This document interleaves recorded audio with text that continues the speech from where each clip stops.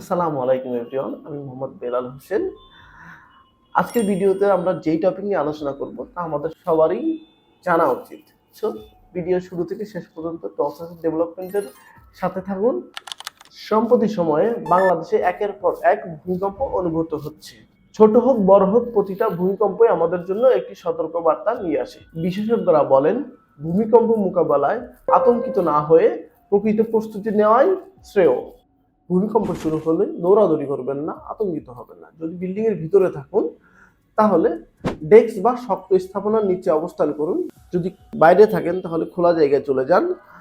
বড় স্থাপনা, বড় গাছ, বৈদ্যুতিক খুঁটি আছে এমন জায়গা থেকে দূরে থাকুন।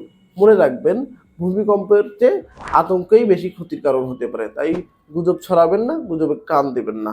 আমরা ভূমিকম্প থামাতে পারবো না, কিন্তু সচেতনতার মাধ্যমে জীবন বাঁচাতে পারবো।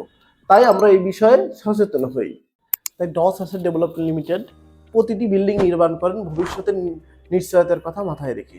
ভূমিকম্পের কথা বিবেচনায় ডস অ্যাসেট ডেভেলপমেন্ট লিমিটেড বিএনবিসির প্রত্যেকটা নীতিমালা অনুসরণ করেই বিল্ডিং নির্মাণ করেন। মনে রাখবেন, একটি ফ্ল্যাট শুধু থাকার জায়গা নয়, এটি আপনার পরিবারের নিরাপদ একটা স্থান এবং ভবিষ্যতের একটি সম্পদ।